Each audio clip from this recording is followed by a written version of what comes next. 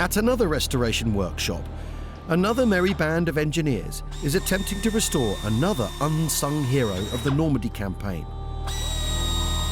the near-forgotten Hawker Typhoon. But they've not got much to work with. This is the largest original lump of a Typhoon extant anywhere other than the complete example in the RAF Museum in Hendon. So we've got the rear cone of the fuselage with us, which we're stripping down. The skins, the outer surface, obviously is too far gone. All round the roundel, that's completely scrap. So what we have to establish now, by removing all the skins, is how good the structure internally is. The frames on the inside, we hope, will be mostly usable, certainly repairable in many cases. And the idea is to try and salvage every single thing that we can. Steve is hoping to restore what's left of this plane to become the world's only flying Typhoon. And his team will do whatever it takes to save each individual part. We can remake things like this, but that sort of defeats the object of restoration, if you see what I mean.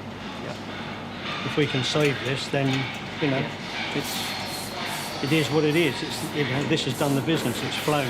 It's been there. Yeah. So, going to have a go at dressing that out. So we put it in the oven, and yeah, hopefully it will go. The oven is used to soften the metal at over 500 degrees, so that Jake can literally hammer it back into shape. Raising the money to restore the Typhoon is also a monumental task. We're going to raise 5 million, and we're going to rebuild a Typhoon to fly. I mean it, and I'm going to bloody make sure it happens. Originally designed as an interceptor, the Typhoon couldn't compete with the latest German fighters. But it did prove a very stable low-level gun platform.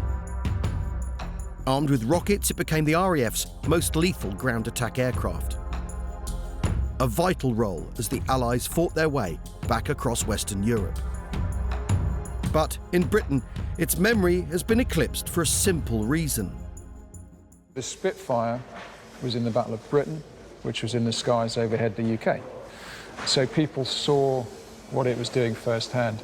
The Typhoon made its name in Normandy, and on the continent, the French, the Dutch, the Belgians, they can't get enough of the Typhoon. There are memorials everywhere, there are plaques, the streets are named after their pilots, everything. Yet over here, most people don't know what a Typhoon is. Sam has enlisted veteran pilot Bernard Gardner to help his cause. In May 1944, Bernard was a 21-year-old pilot in 257 Squadron when he first flew a Typhoon. It was quite daunting, really, because we suddenly had a much heavier aeroplane altogether, much more powerful, and it's quite daunting to sit in the cockpit and realise that I'm going to have to fly this thing. It absolutely leapt into the air with that 2,000 horsepower Sabre engine. At full power, the aeroplane, it really was straining at least. These were fitted with 8 rocket rails. The rockets were underneath the wing there. They all went out with a very loud whoosh as they fired. In Normandy, the Typhoon proved devastatingly effective. Rommel said that the reason the Allies won at Normandy was because of the Typhoon. He said none of his troops, his armour, could move during the day in good weather. They were just effectively stopped in their tracks because of the Typhoon.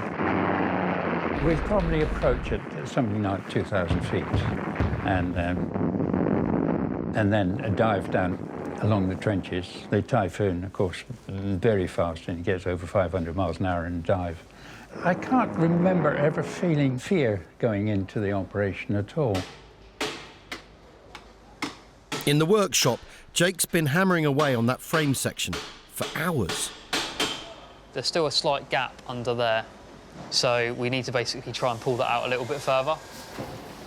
One false move, one stray hammer blow, and it's game over. You can get it to a certain stage where you think, oh yeah, we wouldn't be able to reuse this, and then one tap of the hammer and all of a sudden a crack appears and then you can't use it.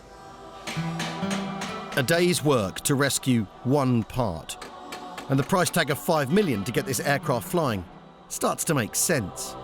It's basically priceless to us. This will be the best memorial that you could possibly have to the crews that flew and died in the Typhoon.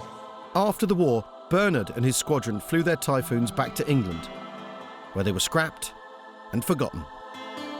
Very sad to see so many lovely aeroplanes just being destroyed because they'd finished their operational use and that was it.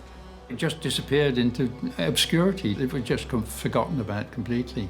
It's a unique restoration project. There will not, I'm sure, be another Typhoon restored to airworthy status. It'll be several years, admittedly, but ultimately it will be the world's only airworthy Typhoon. I would love to come and see it actually flying and see and hear it too. This Typhoon isn't going to make it to the 75th anniversary of D-Day. But it might just be there for the 80th.